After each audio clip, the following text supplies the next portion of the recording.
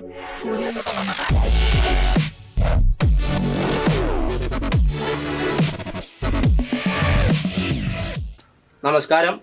എല്ലാ പ്രിയ വിദ്യാർത്ഥികൾക്കും എക്സലിൻ്റെ chemistry online ക്ലാസ്സിലേക്ക് വീണ്ടും സ്വാഗതം.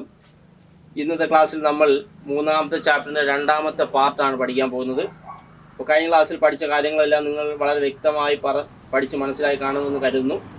ഇന്ന് നമ്മൾ ആദ്യം പഠിക്കാൻ പോകുന്നത് reactivity series and displacement reactions, ക്രിയാശീല ശ്രേണിയും വൈദ്യുത ആദേശ രാസപ്രവർത്തനവും. സോ എന്താണ് റിയാക്ടിവിറ്റി സീരീസ് എന്നാണ് ആദ്യം പഠിക്കാൻ പോകുന്നത്.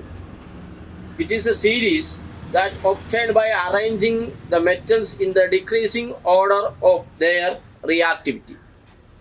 എലമെൻറ്റുകളെ അവരുടെ റിയാക്ടിവിറ്റിയുടെ അടിസ്ഥാനത്തിൽ, റിയാക്ടിവിറ്റിയുടെ ഡിക്രീസിങ് ഓർഡറിൽ, അവരോഹണ ക്രമത്തിൽ ക്രമീകരിച്ചിരിക്കുന്ന സീരീസ് ഓഫ് അറേഞ്ച്മെൻറ്റിനെ വിളിക്കുന്ന പേരാണ് റിയാക്ടിവിറ്റി സീരീസ്. മൂലകങ്ങളെ അവയുടെ രാസപ്രവർത്തനത്തിൻ്റെ കഴിവിൻ്റെ അവരോഹണ ക്രമത്തിൽ ക്രമീകരിച്ചിരിക്കുന്ന പട്ടികയാണ് നമ്മൾ റിയാക്ടിവിറ്റി സീരീസ് എന്ന് പറയുന്നത്.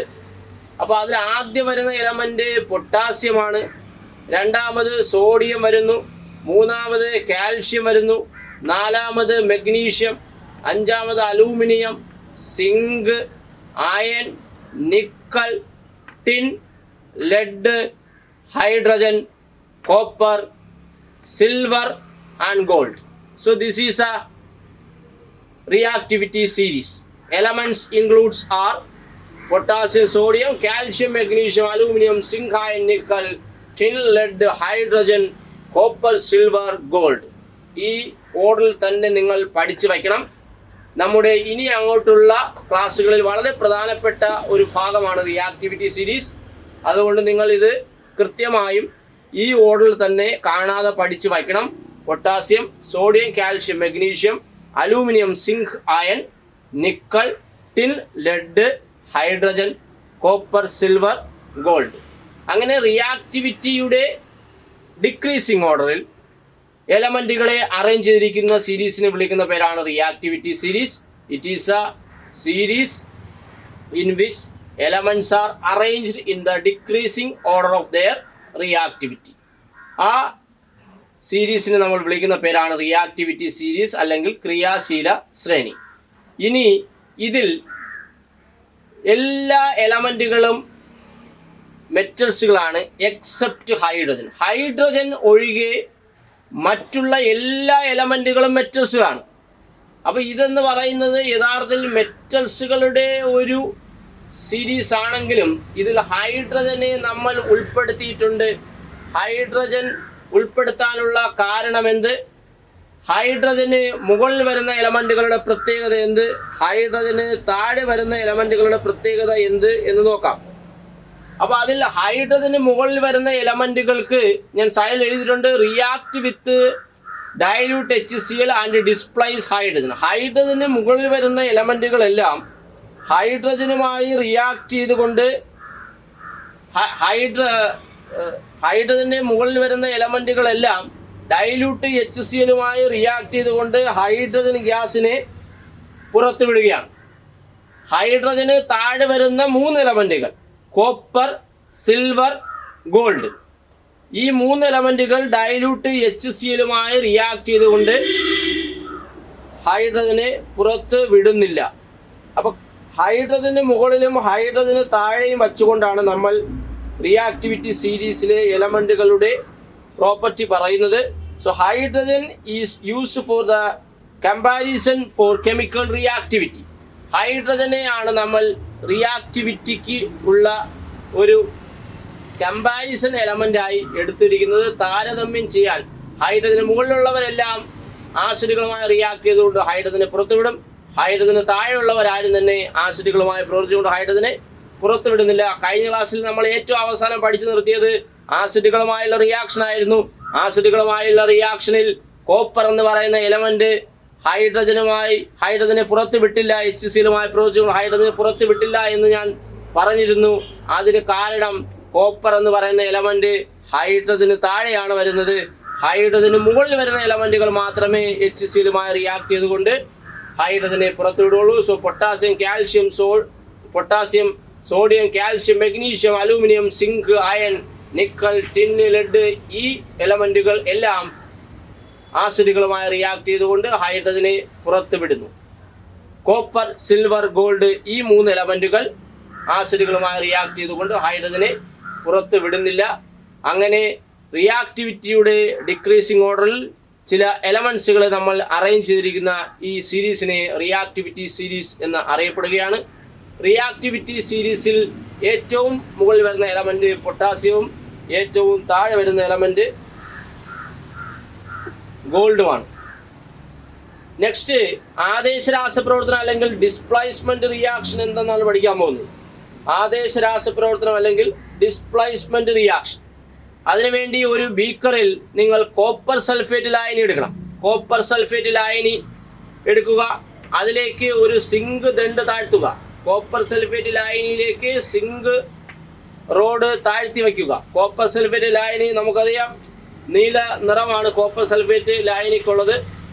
ആ കോപ്പർ സൾഫേറ്റ് ലായനിയിലേക്ക് സിങ്ക് റോഡ് താഴ്ത്തിയാൽ എന്ത് സംഭവിക്കുന്നു ചോദിച്ചാൽ ഈ സിങ്ക് കോപ്പർ സൾഫേറ്റുമായി അപ്പോൾ കോപ്പർ സൾഫേറ്റ് ലായനിയിൽ കോപ്പർ സൾഫേറ്റിലെ അയോൺസുകൾ എന്ന് പറയുന്നത് Cu2+ അയോണുകളും SO4 2- അയോണുകളാണ്.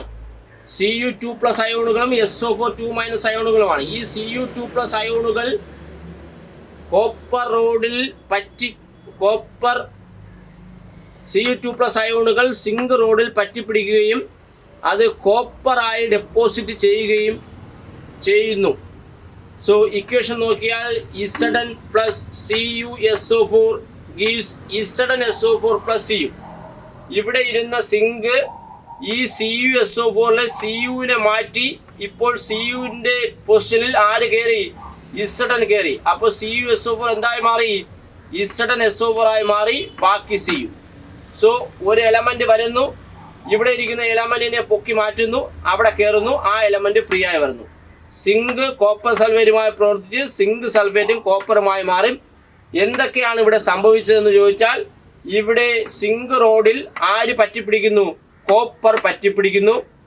ബ്ലൂ കളറിലുള്ള ഈ കോപ്പർ സൾഫേറ്റ് സൊല്യൂഷൻ ഇപ്പോൾ സിങ്ക് സൾഫേറ്റായി മാറുന്നതുകൊണ്ട് തന്നെ അതിൻ്റെ ബ്ലൂ കളർ ഫെയ്ഡായി മാറുകയാണ് ചെയ്യുന്നത്. So here zinc displace copper from copper sulphate to gots copper. അങ്ങനെ സിങ്ക് വരുന്നു, കോപ്പർ സൾഫേറ്റിനെ കോപ്പറിനെ ഡിസ്പ്ലേസ് ചെയ്തുകൊണ്ട് അത് കോപ്പറായി മാറുന്നു. സൊല്യൂഷൻ സിങ്ക് സൾഫേറ്റായി മാറുകയാണ് ചെയ്യുന്നത്. ഇവിടെ ഈ റിയാക്ഷൻ നടക്കാൻ കാരണം നിങ്ങൾ ഈ 2 എലമെന്റുകളുടെ പൊസിഷൻ നോക്കണം. റിയാക്ടിവിറ്റി സീരീസിൽ സിങ്ക് കിടക്കുന്നത് ഇവിടെയും കോപ്പർ കിടക്കുന്നത് ഇവിടെയാണ്. മുകളിലാണ് സിങ്കിന് റിയാക്ട് ചെയ്യാൻ വരുന്ന എലമെന്റ്. ഇവിടെ റിയാക്ട് ചെയ്യാൻ വരുന്ന എലമെന്റ് സിങ്കാണ്. സിങ്ക് താഴെയുള്ള എലമെന്റാണ് കോപ്പർ. അപ്പം മുകളിലുള്ള എലമെന്റിന് താഴെയുള്ള എലമെന്റിനെ ഡിസ്പ്ലേസ് ചെയ്യാൻ കഴിയും. റിയാക്ടിവിറ്റി കൂടിയ എലമെന്റാണ് മുകളിൽ. റിയാക്ടിവിറ്റി കുറഞ്ഞ എലമെന്റിനെ അതിൻ്റെ സൊല്യൂഷനിൽ നിന്നും ഡിസ്പ്ലേസ് ചെയ്യാനുള്ള കഴിവിനെ വിളിക്കുന്ന പേരാണ് ആദേശ രാസപ്രവർത്തനം അല്ലെങ്കിൽ displacement reaction. So metals having high reactivity displace metals having less reactivity from its solution is known as displacement reaction. Metals with higher reactivity gets oxidized and those with lesser reactivity gets reduced. So this is an example of a redox reaction. ഞാൻ oxidation reduction റിയാക്ഷനിലേക്ക് വരാം. അപ്പോൾ reactivity കൂടിയ എലമെൻറ്റിന് reactivity കുറഞ്ഞ എലമെൻറ്റിനെ displace ചെയ്യാൻ കഴിയും. തിരിച്ചാണെങ്കിൽ ഈ reaction നടക്കത്തില്ല. Zinc copper സൾഫേറ്റുമായി പ്രയോഗിച്ചുകൊണ്ട് zinc സൾഫേറ്റും കോപ്പറുമായി മാറുന്നു. സിങ്ക് മുകളിലും കോപ്പർ താഴെയുമായതുകൊണ്ട് സിങ്കിന് വളരെ ഈസിയായി കോപ്പറിനെ കോപ്പർ സൾഫേറ്റിൽ നിന്നും ഡിസ്പ്ലേസ് ചെയ്ത് മാറ്റാൻ കഴിയും. രണ്ടാമത് ഈ റിയാക്ഷൻ നിങ്ങൾ നോക്കിക്കഴിഞ്ഞാൽ കോപ്പറാണ് സിങ്ക് സൾഫേറ്റിനെ ഡിസ്പ്ലേസ് ചെയ്യാൻ വരുന്നത്. പക്ഷേ കോപ്പറിൻ്റെ സ്ഥാനം താഴെയാണ്, സിങ്കിൻ്റെ സ്ഥാനം മുകളിൽ. കോപ്പറിന് ഒരിക്കലും സിങ്ക് സൾഫേറ്റിൽ നിന്നും സിങ്കിനെ ഡിസ്പ്ലേസ് ചെയ്യാൻ കഴിയത്തില്ല. അതാണ് ഞാൻ പറഞ്ഞത്, മുകളിലുള്ള ഒരു എലമെന്റിന് താഴെയുള്ള എലമെന്റിന് ഡിസ്പ്ലേസ് ചെയ്യാം, താഴെയുള്ള ഒരു എലമെന്റിന് മുകളിലുള്ള എലമെന്റിന് ഡിസ്പ്ലേസ് ചെയ്യാൻ കഴിയില്ല. ഈ റിയാക്ഷൻ നടക്കും, ഈ റിയാക്ഷൻ നടക്കത്തില്ല. Because zinc is more reactive than copper. Zinc സൾഫേറ്റിൽ നിന്നും എലമെന്റിനെ ഡിസ്പ്ലേസ് ചെയ്യണമെങ്കിൽ സിങ്കിന് മുകളിലുള്ള എലമെന്റ് മാത്രമേ പറ്റുള്ളൂ. മെഗ്നീഷ്യം സിങ്ക് സൾഫേറ്റുമായി റിയാക്ട് ചെയ്താൽ അതിന് സിങ്ക് സൾഫേറ്റിൽ നിന്നും സിങ്കിന് ഡിസ്പ്ലേസ് ചെയ്യാൻ കഴിയും. അതിന് താഴെയുള്ള എലമെന്റുകൾക്ക് അതിന് ഡിസ്പ്ലേസ് ചെയ്യാൻ കഴിയില്ല. ഇതാണ് റിയാക്ടിവിറ്റിയുടെ പ്രത്യേകത. മുകളിലുള്ള എലമെന്റിന് താഴെയുള്ള എലമെന്റിനെ മാത്രമേ ഡിസ്പ്ലേസ് ചെയ്യാൻ കഴിയുള്ളൂ. ഹൈ റിയാക്റ്റീവ് എലമെന്റുകൾ മുകളിലും ലോ റിയാക്റ്റീവ് എലമെന്റുകൾ താഴെയുമാണ്. കാരണം ഇത് ഡിക്രീസിങ് മോഡലാണെന്ന് പറഞ്ഞു കഴിഞ്ഞു. അടുത്ത നമ്മൾ നേരത്തെ പറഞ്ഞു റിഡോക്സ് റിയാക്ഷൻ എന്നതാണ്. ഇതിൽ നിങ്ങൾ കഴിഞ്ഞ വർഷം പഠിച്ചിട്ടുള്ളതാണ്. ഓക്സിഡേഷൻ റിഡക്ഷനുമായി ബന്ധപ്പെട്ട് ഓരോ എലമെന്റുകളുടെയും അയോൺസുകളുടെ ചാർജ്. അപ്പം ഞാൻ ഇവിടെ ഈ റിയാക്ഷൻ തന്നെ ഇവിടെ എടുത്തെഴുതുകയാണ്. സിങ്ക് കോപ്പർ സൾഫേറ്റുമായി റിയാക്ട് ചെയ്തുകൊണ്ട് സിങ്ക് സൾഫേറ്റും കോപ്പറുമായി മാറുന്ന റിയാക്ഷൻ. ഈ റിയാക്ഷനിൽ ഞാൻ ഇതിന് മുകളിൽ ഓക്സിഡേഷൻ നമ്പറുകൾ എഴുതിയിട്ടുണ്ട്. അതിൽ സിങ്ക് എന്ന് പറയുന്ന എലമെന്റ് ഓക്സിഡേഷൻ നമ്പറും കോപ്പർ എന്ന് പറയുന്ന എലമെന്റ് ഓക്സിഡേഷൻ നമ്പറും 0 ആണ്. കാരണം ഇത് സിംഗ്ലി എക്സിസ്റ്റ് ആണ്. സിങ്ക് ഒറ്റയ്ക്ക് നിൽക്കുകയാണ്. കോമ്പൗണ്ടായി നിൽക്കുമ്പോൾ ഓക്സിഡേഷൻ നമ്പർ മാറി വരും. ഒരു എലമെന്റ് ഒറ്റയ്ക്ക് നിന്ന് കഴിഞ്ഞാൽ zinc, copper, magnesium, carbon, calcium, അങ്ങനെ ആ എലമെന്റ് മാത്രമേ ഉള്ളൂ എങ്കിൽ അവരുടെ ഓക്സിഡേഷൻ നമ്പർ നമ്മൾ 0 ആയിട്ട് എടുക്കും. So oxidation number of zinc is equal to 0, oxidation number of copper is equal to 0. ഇനി അടുത്തത് കോപ്പർ സൾഫേറ്റ്. നിങ്ങൾ കഴിഞ്ഞ വർഷം പഠിച്ചിട്ടുണ്ട് സൾഫേറ്റ് SO4 എന്നാണ് നമ്മൾ പഠിച്ചിരുന്നത്. അതുകൊണ്ട് തന്നെ സൾഫേറ്റ് SO4ന്റെ ഒരുമിച്ചുള്ള ഓക്സിഡേഷൻ നമ്പർ -2 ആണ്. SO4ൻ്റെ -2 ആയാൽ പിന്നെ ബാക്കി ഇവിടെ ഉള്ളത് Cu ആണ്. -2ഉം +2ഉം തമ്മിൽ ആഡ് ചെയ്താൽ മാത്രമേ 0 ആവുള്ളൂ. കാരണം ഈ വരുന്ന രണ്ടുപേരുടെയും ഓക്സിഡേഷൻ നമ്പറുകൾ കൂട്ടുമ്പോൾ 0 കിട്ടണം. അപ്പോൾ അതിൽ ഇതിൻ്റെത് മൊത്തം -2 ആയാൽ ഈ കോപ്പറിൻ്റെത് +2 ആയി മാറും. ഇവിടെ കോപ്പറിൻ്റെത് 0 ആവാൻ കാരണം കോപ്പർ മാത്രമേ ഉള്ളൂ. ഒറ്റയ്ക്ക് നിന്നാൽ 0, എപ്പോഴും 0 തന്നെ. പക്ഷേ കോമ്പൗണ്ടിൽ നിൽക്കുമ്പോൾ അത് 0 ആവില്ല. പക്ഷേ ആ വരുന്ന എലമെന്റുകളുടെ ഓക്സിഡേഷൻ നമ്പറുകളുടെ സമ്മ് 0 ആകും. നമ്മൾ SO4 ഒരുമിച്ചാണ് എടുത്തിരിക്കുന്നത്. സൾഫേറ്റ് -2, അപ്പോൾ കോപ്പറിൻ്റെത് +2. ഇവിടെയും സൾഫേറ്റ് -2 തന്നെ. സൾഫേറ്റിൻ്റെ എപ്പോഴും -2 ആയിരിക്കും, ഇനി മാറ്റം ഇല്ല. SO4 എന്ന് പറഞ്ഞാൽ -2. അപ്പോൾ സിങ്കിൻ്റെത് എന്ത് +2 ആയി മാറും. സോ ഇത് മൊത്തം നോക്കുമ്പോൾ ഇവിടെ സിങ്ക് 0, ഇവിടെ copper +2, SO4 -2, zinc +2, SO4 -2, copper 0. ഇവിടെ നിങ്ങൾ നോക്കിയാൽ സിങ്കിന്റെ ഓക്സിജൻ നമ്പർ 0 ആയിരുന്നു. പക്ഷേ അത് റൈറ്റ് സൈഡിലേക്ക് വന്നപ്പോൾ +2 ആയി മാറി. സിങ്കിന്റെ ഓക്സിജൻ നമ്പർ 0യിൽ നിന്നും +2ലേക്ക് കൂടുകയാണ്. സിങ്കിന്റെ ഓക്സിജൻ നമ്പർ 0യിൽ നിന്നും +2ലേക്ക് ഇൻക്രീസ് ചെയ്തു. ഓക്സിഡേഷൻ നമ്പർ ഇൻക്രീസ് ചെയ്താൽ ആ റിയാക്ഷൻ വിളിക്കുന്ന പേരാണ് ഓക്സിഡേഷൻ അല്ലെങ്കിൽ ഓക്സീകരണം. ഓക്സീകരണ അവസ്ഥ കൂടുന്ന പ്രവർത്തനത്തെ വിളിക്കുന്ന പേര് ഓക്സീകരണം അല്ലെങ്കിൽ ഓക്സിഡേഷൻ എന്നാണ്. Here oxidation number of zinc increase from 0 to +2. Next രണ്ടാമത്തത് കോപ്പറാണ്. കോപ്പറിൻ്റെ ഇവിടെ അതിൻ്റെ ഓക്സിഡേഷൻ നമ്പർ +2 ആയിരുന്നു. അത് റൈറ്റ് സൈഡിലേക്ക് പോയപ്പോൾ 0 ആയി മാറി. +2ൽ നിന്നും 0ലേക്ക് കുറയുകയാണ്. അങ്ങനെ ഓക്സിഡേഷൻ നമ്പർ കുറയുന്ന പ്രവർത്തനത്തെ വിളിക്കുന്ന പേരാണ് റിഡക്ഷൻ അല്ലെങ്കിൽ നിരോക്സീകരണം. സോ ഓക്സിഡേഷൻ നമ്പർ കൂടിയാൽ അതിനെ വിളിക്കുന്ന പേര് ഓക്സീകരണം അല്ലെങ്കിൽ ഓക്സിഡേഷൻ. ഓക്സിഡേഷൻ നമ്പർ കുറഞ്ഞാൽ അതിനെ വിളിക്കുന്ന പേര് റിഡക്ഷൻ അല്ലെങ്കിൽ നിരോക്സീകരണം. ഇവിടെ സിങ്കിന് ഓക്സീകരണം സംഭവിച്ചു, കോപ്പറിന് നിരോക്സീകരണം സംഭവിച്ചു. അപ്പോൾ ഞാൻ ഈ ഇക്വേഷന് തന്നെ എഴുതുമ്പോൾ ഇവിടെ സിങ്ക് ഇവിടെ Zn2+ ആയി മാറി. സിങ്ക് 0ൽ നിന്നും +2 ആയി മാറി. അപ്പോൾ സിങ്ക് Zn2+ ആയി മാറി. എങ്ങനെയാണ് ഒരു എലമെന്റ് പോസിറ്റീവ് ചാർജ് നേടുന്നത്? ഇലക്ട്രോണുകളെ ലോസ് ചെയ്യുമ്പോഴാണ്. ഇവിടെ +2 വരുന്നാൽ അതിൻ്റെ അർത്ഥം അത് 2 ഇലക്ട്രോണുകളെ ലോസ് ചെയ്തു. സോ ഈ ഇക്വേഷനിലെ നമ്മൾ സ്പ്ലിറ്റ് ചെയ്ത് എഴുതിയാൽ Zn gives Zn2+ + 2 electron. 2 electron വരാൻ കാരണം ഇവിടെ +2 ആയതുകൊണ്ടാണ്. 2+, 3+ ആണെങ്കിൽ 3 ഇലക്ട്രോൺ, വെറും പ്ലസ് ആണെങ്കിൽ 1 ഇലക്ട്രോൺ. അപ്പോൾ ഇലക്ട്രോണുകളെ ലോസ് ചെയ്താൽ ആ റിയാക്ഷനെ നമ്മൾ എന്തെന്ന് വിളിക്കും? ഓക്സിഡേഷൻ എന്ന് വിളിക്കും. ഞാൻ പറഞ്ഞു ഓക്സിഡേഷൻ നമ്പർ ഇൻക്രീസ് ചെയ്യുന്ന പ്രവർത്തനമാണ് ഓക്സിഡേഷൻ. ഇലക്ട്രോണുകളെ ലോസ് ചെയ്യുന്ന പ്രവർത്തനത്തെയും എന്തിനെ വിളിക്കും? ഓക്സിഡേഷൻ എന്ന് വിളിക്കും. ഇവിടെ സിങ്കിന്റെ ഓക്സിജൻ നമ്പർ 0-ൽ നിന്ന് +2 ഇൻക്രീസ് ചെയ്തു. So it is under oxidation. അടുത്തത് കോപ്പർ ആണ്. കോപ്പറിൻ്റെത് ഇവിടെ Cu2+. Cu2+ൽ നിന്നും Cu0 ആയി മാറി. അപ്പോൾ Cu2+ Cu ആയി മാറണമെങ്കിൽ പോസിറ്റീവ് ചാർജ് ഉള്ള ഒരാൾ ചാർജ് ഇല്ലാതായി മാറണമെങ്കിൽ ഇലക്ട്രോണുകളെ ഗെയിൻ ചെയ്യണം. Cu2+ ആയതുകൊണ്ട് 2 ഇലക്ട്രോൺ ഗെയിൻ ചെയ്തു. Cu2+ 2 ഇലക്ട്രോൺ ഗെയിൻ ചെയ്തുകൊണ്ട് അത് Cu ആയി മാറി. ഇവിടെ 2 ഇലക്ട്രോൺ ലോസ് ചെയ്യുന്നു, ആ ഇലക്ട്രോൺ ഗെയിൻ ചെയ്ത് Cu ആയി മാറി. അങ്ങനെ ഇലക്ട്രോണുകളെ ഗെയിൻ ചെയ്യുന്ന പ്രവർത്തനത്തെ വിളിക്കുന്ന പേരാണ് റിഡക്ഷൻ അല്ലെങ്കിൽ നിരോക്സീകരണം. ഇവിടെ ഓക്സിജൻ നമ്പർ കുറയുന്നു. സോ ഓക്സിഡേഷനും റിഡക്ഷനും 2 ഡെഫിനേഷനാണ്. ഒന്ന്, അവരുടെ ഓക്സിഡേഷൻ നമ്പർ ഇൻക്രീസ് ചെയ്യുന്നു, അത് ഓക്സിഡേഷൻ എന്ന് വിളിക്കും. ഓക്സിഡേഷൻ നമ്പർ ഡിക്രീസ് ചെയ്താൽ അതിനെ റിഡക്ഷൻ എന്ന് വിളിക്കും.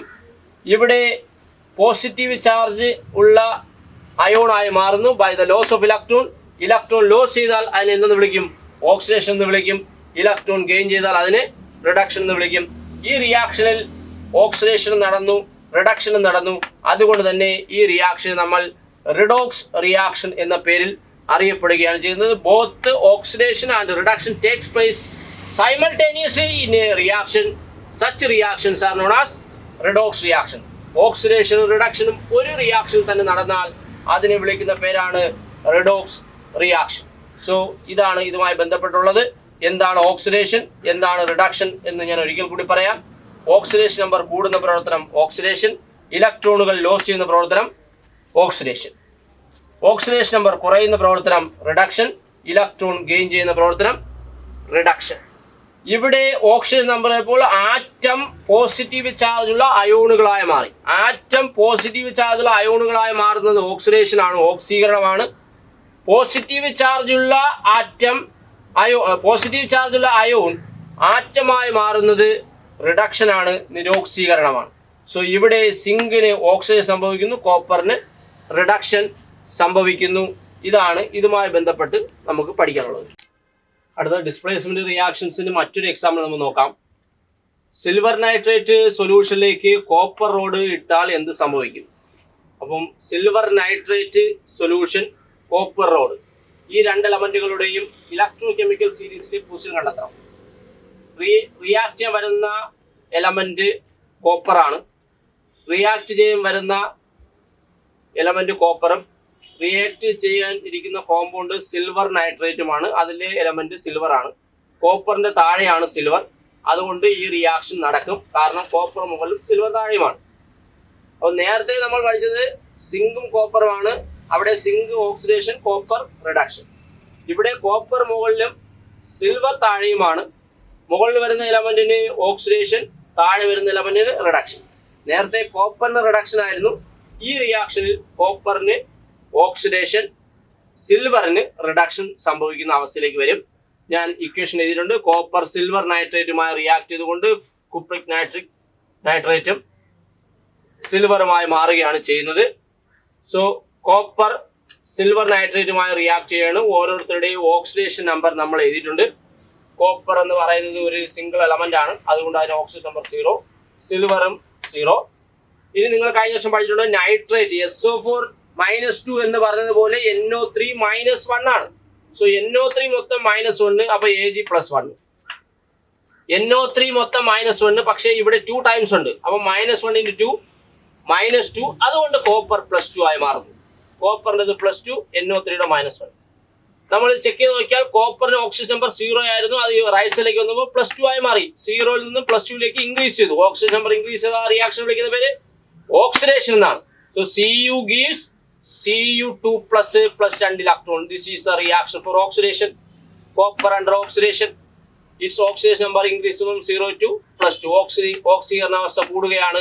അപ്പോൾ കോപ്പർ ഇവിടെ ആറ്റം പോസിറ്റീവ് ചാർജുള്ള അയോണുകളായി മാറി, ഇലക്ട്രോണുകളെ നഷ്ടപ്പെടുത്തി. രണ്ടാമത്തത് Ag+1 ആയിരുന്ന Ag റൈറ്റ് സൈഡിലേക്ക് വന്നപ്പോൾ 0 ആയി മാറി. അങ്ങനെ Agയുടെ ഓക്സിജൻ നമ്പർ +1-ൽ നിന്നും 0-ലേക്ക് ഡിക്രീസ് ചെയ്ത് കുറഞ്ഞു. അതുകൊണ്ട് അതിന് റിഡക്ഷൻ സംഭവിച്ചു. Ag+ ഒരു ഇലക്ട്രോണിനെ ഗെയിൻ ചെയ്തുകൊണ്ട് Ag ആയി മാറി. പക്ഷേ ഇവിടെ 2 ഇലക്ട്രോൺ ലോസ് ചെയ്തുകൊണ്ട് 2Ag+ ഉണ്ട്. Ag2+ എന്ന് എഴുതുന്നത് Ag+ ആണ്. Ag+ന് ഒരു ഇലക്ട്രോൺ ഗെയിൻ ചെയ്തുകൊണ്ട് Ag ആയി മാറുന്നു. അത് 2 Ag പ്ലസ് 2 ഇലക്ട്രോൺ ഗെയിൻ ചെയ്തുകൊണ്ട് 2 Ag ആയി മാറും. അല്ലാതെ Ag2 plus 2 electron gives 2 Ag എന്ന് എഴുതരുത്. Ag പ്ലസ് ഒരു പ്ലസ്സേ ഉള്ളൂ. അത് 2 ഇലക്ട്രോൺ ആക്കാൻ വേണ്ടി നമ്മൾ ഫ്രണ്ടിൽ 2 കൊണ്ട് മൾട്ടിപ്ലൈ ചെയ്യുകയാണ്. So 2 Ag plus 2 electron gives 2 Ag. അപ്പൊ ഇത് ഓക്സിഡേഷൻ റിയാക്ഷൻ, ഇത് റിഡക്ഷൻ റിയാക്ഷൻ. ഇതാണ് ഓക്സിഡേഷനും റിഡക്ഷനും ബന്ധപ്പെട്ട് പറഞ്ഞിട്ടുള്ള കാര്യങ്ങൾ. ഇതും ഒരു റിഡോക്സ് റിയാക്ഷൻ തന്നെയാണ്. ഇവിടെ കോപ്പറിന് ഓക്സിഡേഷൻ, സിൽവറിന് റിഡക്ഷൻ. ലിസൺ, അടുത്ത നിങ്ങൾക്ക് ടെസ്റ്റിൽ കൊടുത്തിരിക്കുന്ന ഒരു ടേബിളിലേക്കാണ് നമ്മൾ കടക്കുന്നത്. ഇവിടെ 5 സൊല്യൂഷൻസുകളും 5 മെറ്റൽ റോഡുകളും തന്നിട്ടുണ്ട്. 5 വ്യത്യസ്തമായ ലായനികളിലേക്ക് വ്യത്യസ്തമായ മെറ്റൽ റോഡുകൾ ഇട്ടിട്ടുണ്ട്. അവിടെ ഡിസ്പ്ലേസ്മെന്റ് റിയാക്ഷൻ നടക്കുമോ ഇല്ലയോ എന്നാണ് നമ്മൾ ചെക്ക് ചെയ്യാൻ പോകുന്നത്. ആദ്യത്തെ എന്ന് പറയുന്നത് മെഗ്നീഷ്യം റോഡ് കോപ്പർ സൾഫേറ്റ് ലായനിയിലേക്ക് താഴ്ത്തി വച്ചിരിക്കുകയാണ്. ഇവിടെ റിയാക്ഷൻ നടക്കുമോ? അപ്പോൾ ഇത് കണ്ടുപിടിക്കാൻ നിങ്ങൾ ഇലക്ട്രോ കെമിക്കൽ സീരീസ് കൃത്യമായും കാണാൻ പഠിച്ചേ പറ്റൂ. ഈ സീരീസ് ഈ ക്രമത്തിൽ തന്നെ കാണാൻ പഠിക്കണം. അതിൽ ആദ്യം ഇതിലെ മെറ്റൽ എന്ന് പറയുന്നത് മെഗ്നീഷ്യമാണ്. മെഗ്നീഷ്യം ഇതായിരിക്കുന്നു. കോപ്പർ സൾഫേറ്റിൽ വരുന്ന എലമെന്റ് കോപ്പർ, അത് ഇതായിരിക്കുന്നു. മുകളിൽ വരുന്ന എലമെന്റ് മെഗ്നീഷ്യം, താഴെ വരുന്ന എലമെന്റ് കോപ്പർ. മുകളിൽ വരുന്ന എലമെന്റ് മെഗ്നീഷ്യം, താഴെ വരുന്ന എലമെന്റ് കോപ്പർ. അതുകൊണ്ട് തന്നെ ഈ റിയാക്ഷൻ നടക്കും. കാരണം റിയാക്ടിവിറ്റി കൂടിയ എലമെന്റ് ആണ് മെഗ്നീഷ്യം. മെഗ്നീഷ്യം മുകളിലാണ്. മെഗ്നീഷ്യത്തിന് കോപ്പർ സൾഫേറ്റിൽ നിന്നും കോപ്പറിനെ ഡിസ്പ്ലേസ് ചെയ്യാൻ കഴിയും. അടുത്ത രണ്ടാമത്തത് സിൽവറും കോപ്പർ സൾഫേറ്റുമാണ്. സിൽവറും കോപ്പർ സൾഫേറ്റും. സിൽവർ താഴെയും കോപ്പർ സൾഫേറ്റിലെ കോപ്പർ മുകളിലുമാണ്. താഴെ ഇരിക്കുന്ന ഈ എലമെന്റിന് മുകളിലിരിക്കുന്ന കോപ്പർ സൾഫേറ്റിലെ കോപ്പറിനെ ഡിസ്പ്ലേസ് ചെയ്യാൻ കഴിയത്തില്ല. അതുകൊണ്ട് തന്നെ ഇവിടെ ഡിസ്പ്ലേസ്മെന്റ് റിയാക്ഷൻ, ആദേശ രാസപ്രവർത്തനം നടക്കില്ല. അടുത്ത മൂന്നാമത്തത് മെഗ്നീഷ്യം സിങ്ക് സൾഫേറ്റിലാണ്. മെഗ്നീഷ്യത്തിന്റെ പൊസിഷൻ മുകളിലും സിങ്ക് സൾഫേറ്റിൽ വരുന്ന സിങ്കിന്റെ പൊസിഷൻ താഴെയുമാണ്. മുകളിലിരിക്കുന്ന മെഗ്നീഷ്യത്തിന് താഴെ ഇരിക്കുന്ന സിങ്കിനെ ഡിസ്പ്ലേസ് ചെയ്യാൻ കഴിയും. അതുകൊണ്ട് തന്നെ ഈ റിയാക്ഷൻ നടക്കും. അവിടെ ഡിസ്പ്ലേസ്മെന്റ് റിയാക്ഷൻ, ആദേശ രാസപ്രവർത്തനം നടക്കും. നാലാമത് വരുന്നത് മെഗ്നീഷ്യം സിൽവർ നൈട്രേറ്റ്. മെഗ്നീഷ്യം മുകളിലും സിൽവർ നൈട്രേറ്റ് സിൽവർ താഴെയുമാണ്. മുകളിലാണ് മെഗ്നീഷ്യം, താഴെയാണ് സിൽവർ. അപ്പം മുകളിൽ മെഗ്നീഷ്യം ആയതുകൊണ്ട് മെഗ്നീഷ്യത്തിന് സിൽവർ നൈട്രേറ്റിലെ സിൽവറിനെ ഡിസ്പ്ലേസ് ചെയ്യാൻ, ആദേശം ചെയ്യുവാൻ കഴിയും.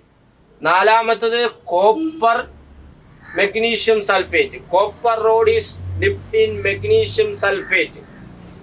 അപ്പൊ അവിടെ നമ്മൾ നോക്കുമ്പോൾ കോപ്പർ എന്ന് പറയുന്നത് താഴെ, മെഗ്നീഷ്യം സൾഫേറ്റിലെ മെഗ്നീഷ്യം മുകളിൽ. താഴെ ഇരിക്കുന്ന ഈ എലമെന്റിന് മെഗ്നീഷ്യം സൾഫേറ്റിലെ മെഗ്നീഷ്യത്തിനെ ഡിസ്പ്ലേസ് ചെയ്യാൻ കഴിയില്ല. കാരണം കോപ്പർ താഴെയായിപ്പോയി. മുകളിലുള്ളവർക്ക് താഴെയുള്ളവരെ മാത്രമേ ഡിസ്പ്ലേസ് ചെയ്യാൻ കഴിയുള്ളൂ. അതുകൊണ്ട് തന്നെ ഈ റിയാക്ഷൻ നടക്കില്ല, ഈ റിയാക്ഷൻ നടക്കില്ല, ഈ റിയാക്ഷൻ നടക്കില്ല. ബാക്കിയുള്ള ഈ റിയാക്ഷൻ നടക്കും, ഈ റിയാക്ഷൻ നടക്കും, ഈ റിയാക്ഷൻ നടക്കും.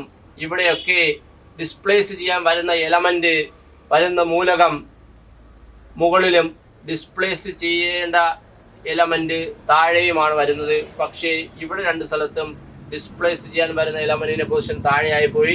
ഹൈ റിയാക്റ്റീവ് ആയിട്ടുള്ള എലമെന്റുകൾക്ക് ലോ റിയാക്റ്റീവ് ആയിട്ടുള്ള എലമെന്റുകളെ മാത്രമേ ഡിസ്പ്ലേസ് ചെയ്യാൻ കഴിയുള്ളൂ. എന്ന് വെച്ചാൽ ഇലക്ട്രോ കെമിക്കൽ സീരീസിൽ മുകളിൽ വരുന്ന എലമെന്റുകൾക്ക് താഴെ വരുന്ന എലമെന്റിനെ മാത്രമേ ഡിസ്പ്ലേസ് ചെയ്യാൻ കഴിയുള്ളൂ. താഴെ വരുന്ന എലമെന്റുകൾക്ക് മുകളിലിരിക്കുന്ന എലമെന്റുകളെ ഡിസ്പ്ലേസ് ചെയ്യാൻ കഴിയില്ല എന്നത് കൂടി നിങ്ങൾ മനസ്സിലാക്കണം. So high reactive element can displace low reactive element from their own compounds are known as displacement reaction അല്ലെങ്കിൽ ആദേശ രാസപ്രവർത്തനം.